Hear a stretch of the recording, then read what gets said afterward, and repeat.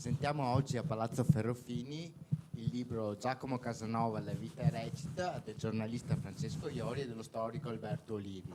Un libro, un volume che vuole rappresentare, tratteggiare la vita del noto Casanova, intrecciata al contesto socio-culturale dell'epoca. E dunque presenteremo oggi il libro attraverso un dialogo tra Iori e Olivi che attraverso domanda e risposta ci introdurranno nel mondo e nella vita di Casanova tratteggiando appunto questo quadro storico che spiega appunto la biografia, la vita e le principali azioni di Casanova. Dunque darei la parola a Francesco Iori. Non ci sono bisogno di presentazioni, giornalista del Gazzettino, autore di moltissimi saggi, che è stato qui ospite a Palazzo Ferrofini in tantissime occasioni, sempre di elevato valore culturale. Dunque oggi è il contesto anche più adatto per presentare questo libro che ha un valore appunto istituzionale e direi anche sociale, di costume e storico. Sì, allora tanto buongiorno, grazie per questo invito. Casanova, diciamo che Casanova ha avuto una grandissima fortuna, cioè è nato nel Settecento, che se fosse nato oggi sarebbe stato demolito dal sistema dei media, sarebbe passato per influencer, tutte queste cose di assoluta schiuma. Invece è stato un personaggio di grandissimo spessore. E con Alberto, quando abbiamo deciso di fare questo libro, anche per differenziarci dalla biografia classica, qualcuna era già uscita, altre erano in cantiere, abbiamo deciso di inquadrare il personaggio nel suo tempo, perché il Settecento per Venezia è stato un secolo straordinario.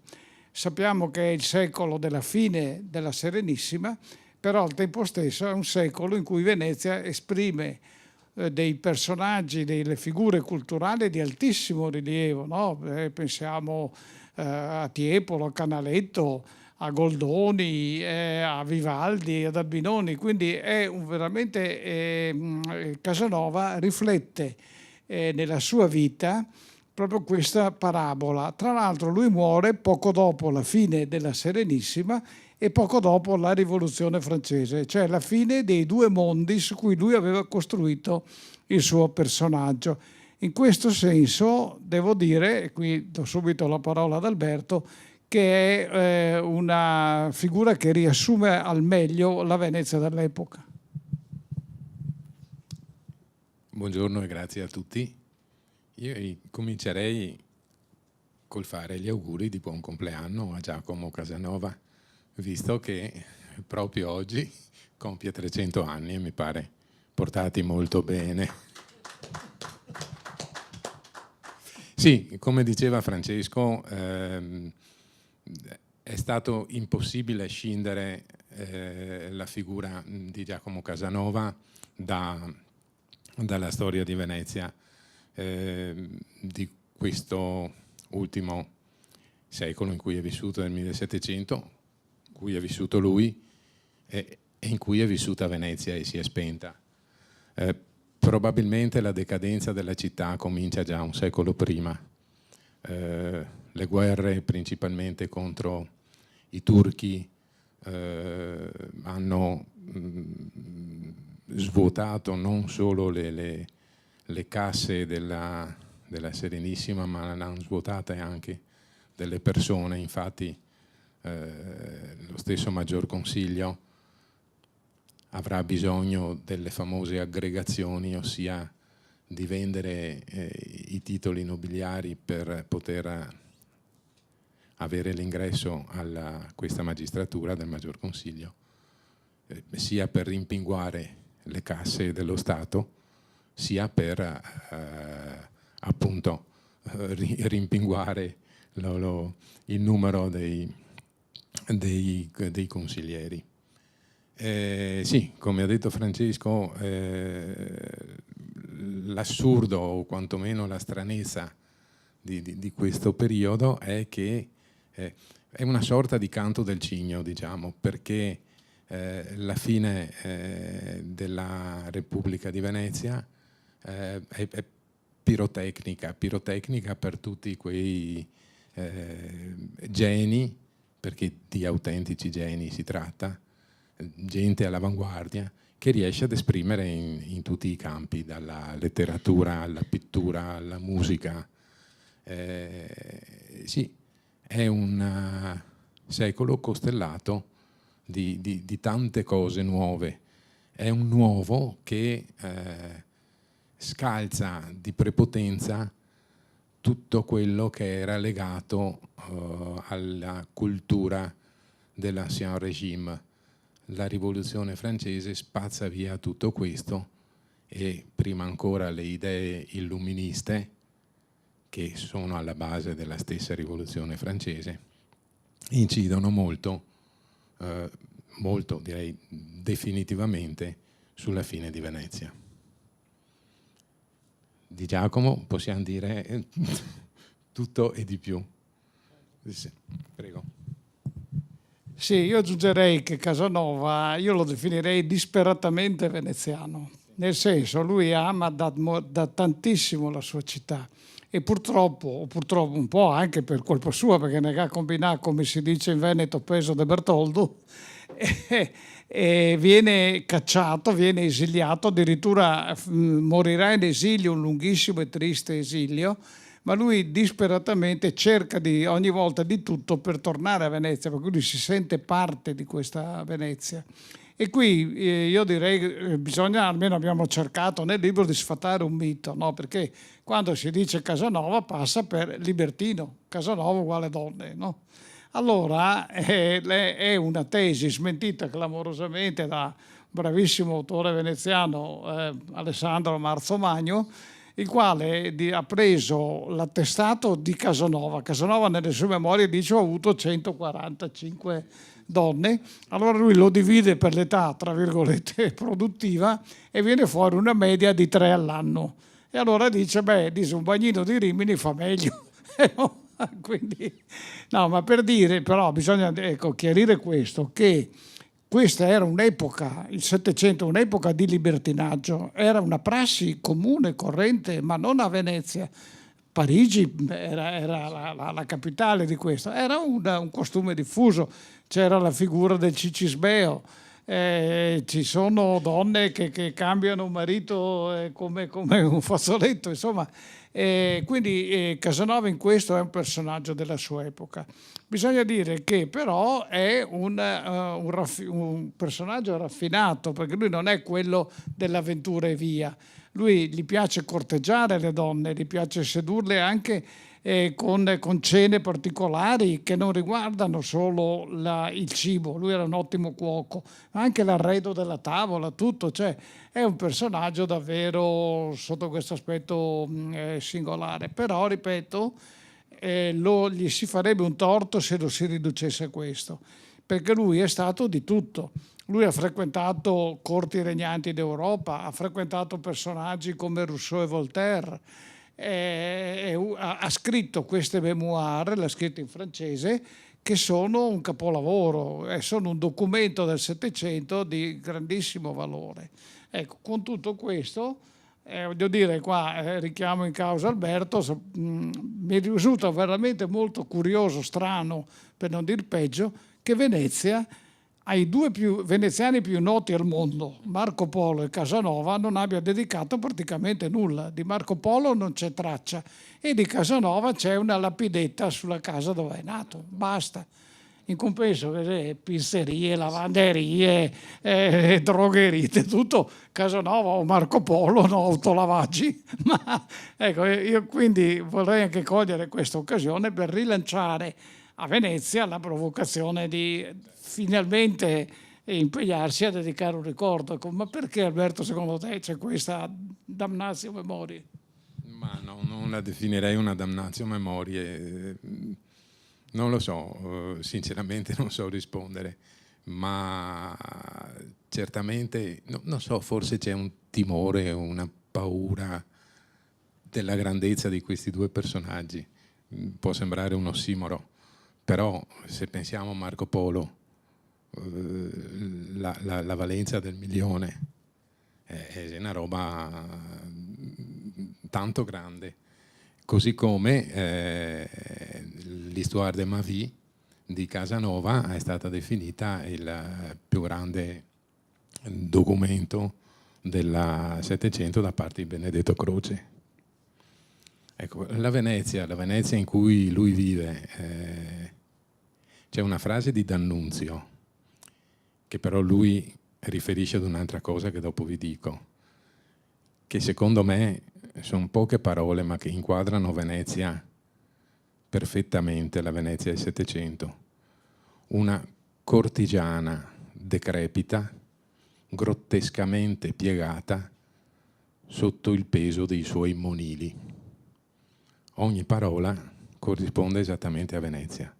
Venezia è una cortigiana, sì, nel senso più nobile, diciamo, del termine, se mi è concesso questo attributo, perché le cortigiane sappiamo che erano delle donne colte, poetesse, una su tutte Veronica Franco, tanto per citarne una, contese fra le varie corti europee, immagine della ricchezza e della cultura di Venezia stesse ed esibite come tali, per cui però anche mercanti, cioè loro facevano questo mestiere, che è brutto dirlo, però era un mestiere, perché da esso ricavavano il proprio sostentamento. Per cui direi che una potenza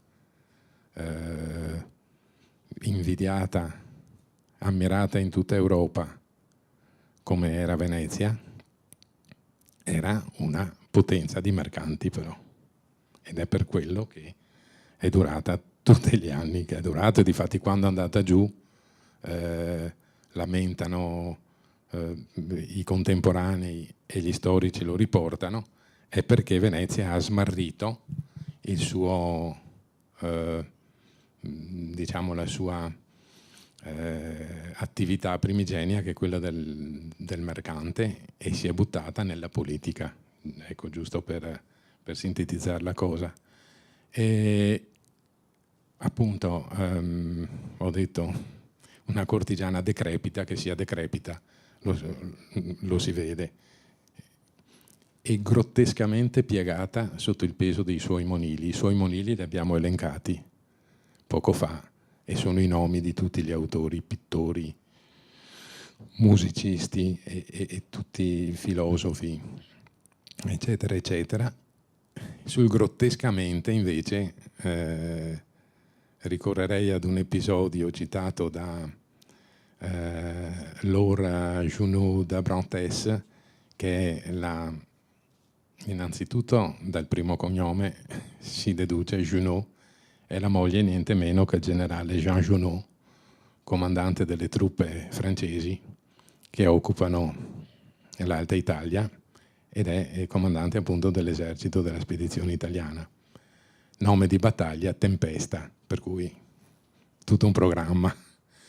E lei è una nobile memorialista, scrittrice, che racconta appunto un episodio nel quale il marito, il generale Junot, assieme al collega generale Lallemand, viene a Venezia incaricato personalmente da Napoleone di consegnare la lettera ultimatum al governo veneziano. Allora questi due personaggi, immaginateveli dinamici come possono essere non solo due militari, ma due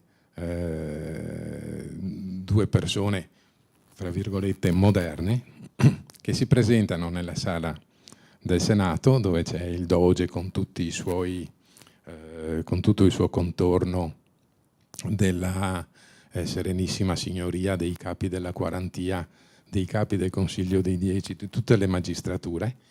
Loro entrano, vedono questa teoria di personaggi vecchi, vestiti paludati con ste toghe di velluto pesantissime che arrivano fino ai piedi, soffocati dalle parrucche e quasi incapaci di rispondere a quanto viene loro chiesto dai due ambasciatori, e stanno lì un attimo, scambiano due parole e se ne fuggono dalla sala per non esplodere in uno scoppio di risa. Cioè, a vedere questa scena è venuto da ridere, ecco il grottesco. Il momento più tragico di Venezia, la consegna dell'ultimatum in cui Napoleone pone delle questioni ultime, proprio definitive, a questi personaggi che sembrano usciti dal quadro di un'altra epoca.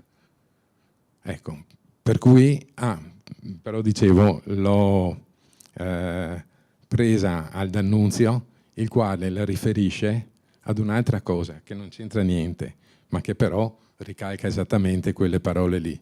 Lui la riferisce ad una cosa che è a un centinaio di metri da noi, dall'altra parte del Canal Grande, ed è esattamente la facciata di Palazzo Dario. Come sappiamo, D'Annunzio è vissuto qui a Venezia all'inizio, grosso modo, intorno alla Prima Guerra Mondiale, e abitava nella casetta rossa che è a fianco del palazzo della prefettura. Di fronte a sé aveva appunto un Cadario, e Cadario, costruito a suo tempo, parliamo della fine del 400, su un terreno non stabile, è tutto flesso da una parte, si piega da una parte, per cui la facciata, che è splendida, ricca di marmi policromi, stretta, contenuta, bellissima, dà proprio ad Annunzio questa idea di cortigiana grottescamente piegata sotto il peso dei suoi monili. Però sono due immagini che calzano perfettamente sia alla facciata di Cadario, sia ampliandola alla storia di Venezia di questo periodo. Grazie. Sì, peraltro, ecco, dovremmo fare un'operazione anche non di revisione storica, ma di superare i luoghi comuni, no? Cioè, così come lo splendore di Venezia è stato descritto forse anche fin troppo sopra le righe, così la fine di Venezia è stata descritta come una farsa, come miseranda. Ora, questo è da smentire totalmente. È da smentire intanto, cominciando dal personaggio Napoleone, perché Napoleone sarà stato quello che è stato, ma ne ha combinate anche lui, soprattutto nel passaggio in Italia, nel rapido passaggio in Italia. Insomma, era una specie di incrocio tra Trump e Putin, mancava solo a mettere i dazi e dopo, però non ha messo i dazi, ma ha messo di quelle tasse e ha spazzolato via patrimoni, nonché il patrimonio artistico di Venezia, ha depredato il patrimonio artistico, che è stato recuperato in parte da un altro, diciamo, veneziano acquisito, Canova, che era di casa in Francia, era molto stimato da Napoleone, e c'è un aneddoto che dice che un giorno Napoleone dice a Canova: però les Italiens sono tutti ladri, e Canova gli ribatte: no, tutti no, buona parte sì. E quindi lo mette anche un po'.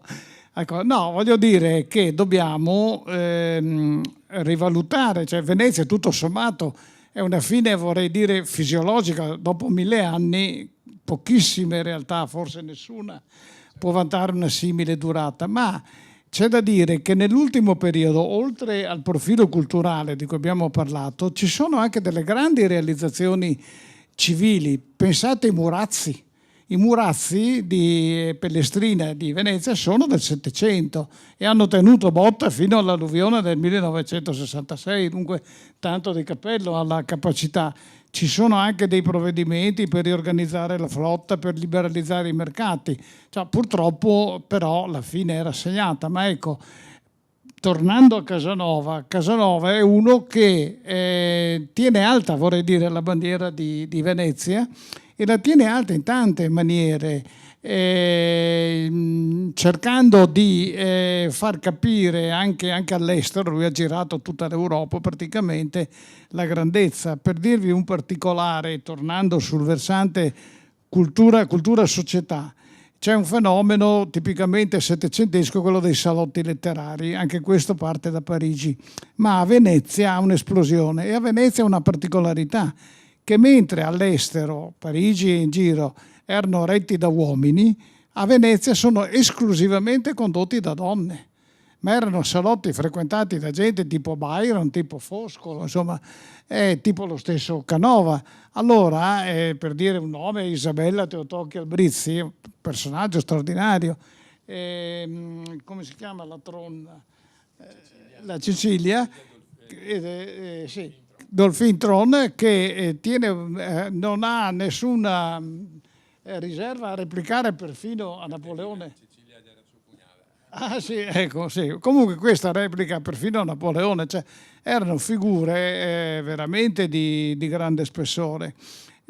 Allora, in questo senso, cioè il nostro sforzo nel libro è stato sì di proporre una versione più umana, tra virgolette, di Casanova, ma anche di rendere onore, possiamo dire, a Venezia, perché Venezia cade in piedi. Assolutamente, sì, sì. Ripeto, nonostante come dire, fosse nell'aria già da tanto tempo, però in effetti bisogna poi estrapolare i singoli personaggi, perché non so, cito gli ultimi due dogi. Il doge Rainier è stato proprio lui l'autore dell'edificazione dei Murazzi. L'autore, cioè sotto il suo dogado è venuta questa realizzazione. E però contemporaneamente è un personaggio inviso alla popolazione, perché girano su di lui voci che abbia fatto la cresta, come si suol dire, sfruttando il suo incarico di bailo, cioè di ambasciatore a Costantinopoli. Insomma, ripeto, bisogna isolare i singoli personaggi da quello che è tutta la storia della caduta della Serenissima. Dell'ultimo doge, Lodovico Manin, ben poco c'è da dire, insomma. Lui era definito il doge Manin dal cuor piccinin, perché sicuramente non era un cuor di leone, anzi. E appunto, però sì, nel complesso di Venezia, ad esempio, cito sempre per estrapolare il discorso generale dal discorso singolo, l'episodio quando il 12 maggio di fatto del 1797 si chiude l'avventura di Venezia, ci sono ancora gli schiavoni che se ne partono da Venezia portando con sé il vessillo che da 700-800 anni avevano in custodia, e se lo portano a casa a Perasto, che attualmente è in Montenegro, per dargli dignitosa sepoltura. Insomma, ci sono episodi, ripeto, riguardanti anche le singole persone, che vanno estrapolati dal discorso generale di Venezia. Cosa aveva Venezia? Perché sarebbe caduta? Già la terraferma aveva dato segno di ribellarsi alla dominante. Per i territori di terraferma Venezia non era tanto la Serenissima quanto la dominante, e questa cosa ormai da qualche secolo pesava sulla tutta la struttura dello Stato, cosiddetto Stato da terra della Repubblica. Stato da terra che con i francesi approfittò subito per liberarsi da quello che era ritenuto il giogo veneziano, per instaurare Bergamo, Brescia e dopo di seguito Verona, Vicenza e Padova ne furono l'esempio per instaurare un nuovo ordine interno retto da una nobiltà locale. E quello che invece forse, ma anche simbolicamente, ha tenuto di più è stato lo Stato d'Amar, con quell'episodio, diciamo, significativo e forse non molto conosciuto, che è la fondazione della cosiddetta Repubblica Settinsulare, cioè quella 7 isole dello Ionio, Corfù, su tutte, Zante, Cefalonia, Itaca, Cerigo, Paxos, dettero origine appunto a questo agglomerato, a questa repubblica settinsulare, il cosiddetto Eptaneso, che continuò a portare avanti l'idea della repubblica, questo per non molti anni, perché dopo subentrarono i francesi, anzi gli odiosi francesi, come dice uno storico, dopodiché gli inglesi, no, fino alla seconda metà dell'Ottocento, in cui definitivamente furono annesse alla Grecia. Ma erano così importanti anche per Napoleone che questi arrivò a dire, quando vi fu la spartizione fra Francia e Austria, arrivò a dire che avrebbe ceduto volentieri tutto il territorio diciamo dell'entroterra del nord Italia, piuttosto che cedere Corfù, perché secondo lui Corfù era la chiave di tutti i commerci e di tutti i transiti mediterranei. Per cui sì, in conclusione, è stata pur sempre la caduta, anche se il suo percorso è stato triste, ma la caduta di una potenza enorme e durata 1 migliaio d'anni minimo. Grazie. Sì, torniamo a Casanova per parlare un po' del personaggio, un personaggio davvero, davvero molto, molto singolare. Allora, intanto fin dalla nascita, no? Cioè, teoricamente, ufficialmente, lui è figlio di 2 attori di teatro. In realtà, molto probabilmente, cioè la mamma è sicuramente un'attrice di teatro, il padre è quasi certamente un nobile, quindi figlio, come si dice, Oxford d'Esfroso.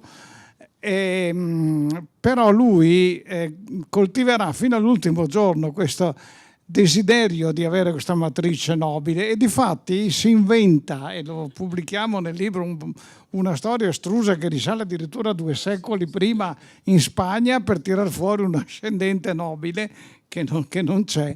Ma comunque sta di fatto che e si attribuirà sempre dei titoli inventati per così accrescere la sua aspirazione ad essere nobile. Si firma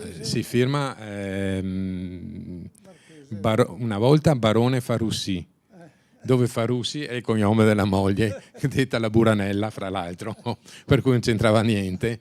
E nelle memoir, sì, nell'histoire di Giacomo Casanova de Sengal. Sì, ecco. E comunque il papà ufficiale muore quando lui è piccolo, quindi finisce da zii, nonni, insomma, alla fine viene parcheggiato a Padova. E pensate, udite, udite, il primo passo di Casanova è di diventare prete. Questo è una cosa assolutamente, prende nei primi ordini, non ancora quelli, e tiene anche delle prediche in chiesa, ed è un oratore molto brillante, ma doveva essere anche uno molto attraente, perché le chiese erano piene, non per sentire quello che diceva, ma per guardare lui. Quindi qua probabilmente che viene l'idea, magari dice giremo, diamo una svolta alla vita, comincerà tutta la sua esperienza con il gentil sesso nella casa padovana dove si trova. Comunque sta di fatto che lui un mestiere vero non ce l'avrà mai. Se ne inventerà di assolutamente straordinari e geniali, compreso uno da esoterista. Lui riesce a vivere a Parigi anni, no? Non settimane, anni, a spese di una donna straricca, anziana, vedova, alla quale fa credere di avere dei rimedi tali da restituirle la giovinezza, no? E questa è io pago, come diceva Totò, e lo mantiene. Dopo naturalmente viene smascherato e, come quasi tutte le volte, non va via spontaneamente da dov'è, ma deve scappare di corsa 2 o 3 volte, finisce pure in carcere. Però è un personaggio affascinante, un affabulatore e di una cultura enorme. Pensate che lui da giovane viene iscritto all'Università di Padova, lui vorrebbe fare medicina, ma la mamma no, dice fai giurisprudenza, e lui se ne frega sia di giurisprudenza che di medicina, però ama i classici, impara a memoria Orazio, per dire, no? E quindi questa cultura poi la sfoggia, la esibisce. Devo dire che ha una malinconica fine, perché lui, proprio per una delle sue ennesimi colpi di teatro, si viene cacciato da Venezia definitivamente, e ha la fortuna di un nobile dell'attuale Repubblica Ceca che se lo prende come bibliotecario, lo porta nel suo castello Duchkov, che tuttora è una meta turistica molto visitata, ma è di una tristezza infinita. Lui passa qui anni, si salverà proprio scrivendo le memorie, ma viene maltrattato dallo stesso maggiordomo e trova la maniera però di scrivere un saggio su questo maggiordomo che è di una eleganza, di una finezza, quindi è un uomo attivo fino all'ultimo. Però muore, si può dire, non dico in miseria, ma certamente muore tristemente, come devo dire, questo mi ha colpito. Sembra una specie di Covid che colpisce in quel secolo altri veneziani. Goldoni muore a Parigi in miseria, è costretto a fare delle traduzioni per raccimolare qualche soldo. Vivaldi muore a Vienna in miseria talmente tale che viene poi sepolto in una fossa comune. Quindi è per dire che questa incapacità di valorizzare, di capire i personaggi, che purtroppo c'è anche oggi, è una costante di cui si pagano i prezzi. Però ecco, noi abbiamo voluto ricostruire tutto il Casanova nella sua interezza, nei suoi pregi, nei suoi difetti, ma per dire che davvero è stato una delle personalità più importanti del Settecento, per tutte le esperienze che ha fatto. Lui è stato massone, è stato filosofo, ripeto, le memorie sono un capolavoro, anche se poi sono state maltrattate per secoli con censure e cose varie. Quindi questo 300° anniversario per noi ha voluto cercare di essere un modo per rivalutare Casanova, per rivalutare Venezia, cioè 2 parabole che si concludono quasi contemporaneamente, ma che come tutte le parabole hanno un punto di caduta, ma hanno un punto alto, ma di grande altezza. Sì. Esatto, sì, stavo appunto seguendo quello che dice Francesco.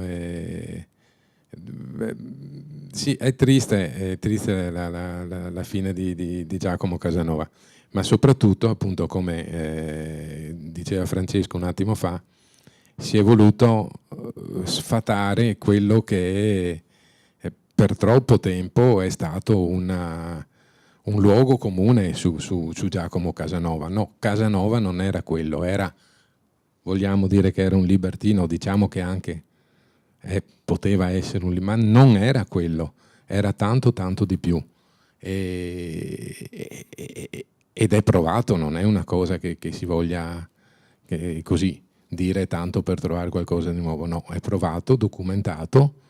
Si pensi che lui ha avuto una produzione sterminata di di scrittura, e non mi riferisco solo all'Histoire de ma vie, ma a tutte le decine di migliaia di lettere che lui ha scritto nella sua vita, e sono tutti dei documenti preziosissimi. Tantissime di queste sono ancora sconosciute. Una è saltata fuori 3 anni fa, per dire, da un college inglese, che era messa dentro ad una copia dell'Histoire de ma vie, ma manipolata, per cui ci si può aspettare di giorno in giorno che salti fuori qualcosa di sto personaggio. E volevo dire, sì, ecco, 2 parole sull'Histoire de ma vie. Il valore dell'opera è inconfutabile, su questo non c'è.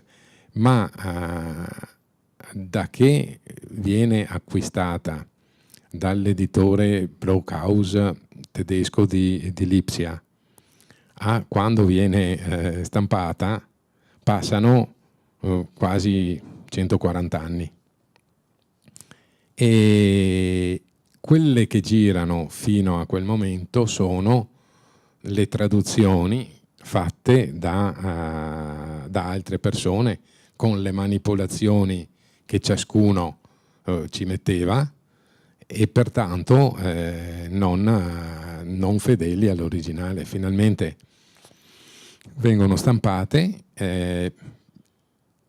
perché l'editore Blockhaus trova un compagno d'avventura in un editore francese. Ambedue finalmente danno la versione integrale dell'opera, la quale opera finalmente, potremmo dire, trova la sua definitiva consacrazione quando, non più tardi di una ventina d'anni fa, viene acquistata dalla Bibliothèque Nationale de Paris e viene messa online, per cui adesso è accessibile a tutti. Dice Alessandro Marzomagno, che Checo ha citato prima e che è stato un importante riferimento anche per noi, finalmente, essendo a disposizione di tutti, si è realizzato quello che era il sogno di Giacomo Casanova, ovvero che tutti potessero leggere la sua opera.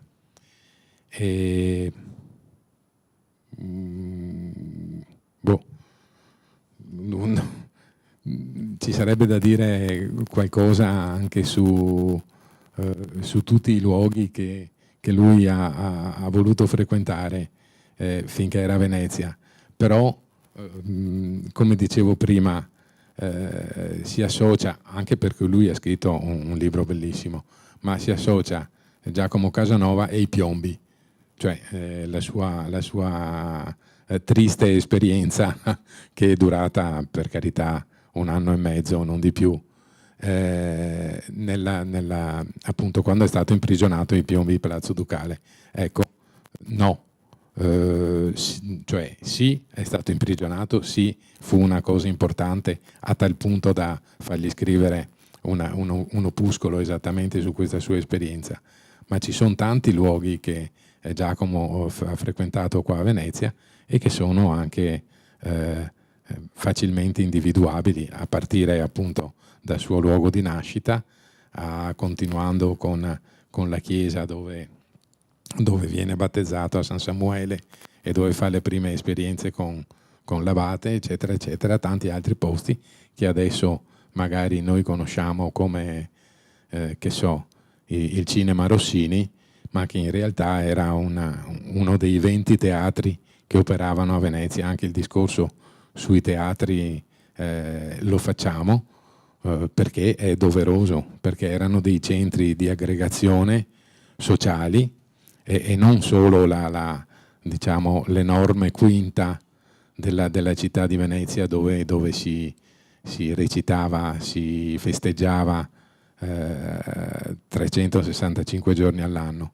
Erano anche delle opere d'arte purtroppo soggette spesso a distruzione, perché a quell'epoca le costruzioni in parte erano ancora in legno, per cui soggette ad incendi.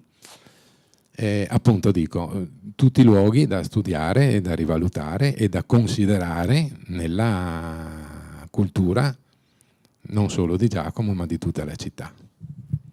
Sì, difatti nel libro c'è un capitolo specifico riservato ai luoghi di Casanova, e questo anche per consentire a chi voglia conoscere meglio il personaggio di camminare, diciamo, sui posti dove lui era solito andare, e di riflesso danno anche un'immagine dello splendore di Venezia, perché pensate, 20 teatri in una città tutto sommato piccola è una cosa straordinaria. Venezia è stranota per le tantissime chiese, mi pare 187, però era una Venezia che pregava ma anche che si divertiva, e quindi 20 teatri sono davvero... Poi La fuga dei piombi è l'episodio più famoso della vita di Casanova, e quell'opuscolo che accennava Alberto diventa un successo editoriale già con lui in vita, va a ruba, perché è una cosa talmente sorprendente, talmente fantasmagorica che veramente attrae. Ecco, io vorrei concludere sempre tornando all'ironia di Casanova, un altro grandissimo personaggio, suo contemporaneo, si sono anche conosciuti sia pure brevemente, ed è Lorenzo da Ponte. Lorenzo da Ponte è della zona di Vittorio Veneto, è stato il librettista di Mozart, pensate, era di casa a Vienna alla corte degli Asburgo, e conosce Casanova, per dire il vero, dopo qua mettiamo l'esatto giudizio, un po' perplesso, no? Ma io lo cito come così un piccolo omaggio che vi facciamo su un fatto che sappiamo tutti bene. Noi veneti generalmente siamo presi in giro, abbiamo un'immagine da Trassio, Todoro, Brotolone e Arlecchino, no? Allora Da Ponte ci dà i suoi 4 versi memorabili che possiamo contrapporre a chi voglia, sì, a chi ci rida dietro, e dice: poeta fui un giorno, or l'estro mi abbandona, ma posso sempre darghe a qualche d'un del Mona. Grazie. Direi che questa è la conclusione più degna. Grazie. Ecco, magari qualche domanda, giusto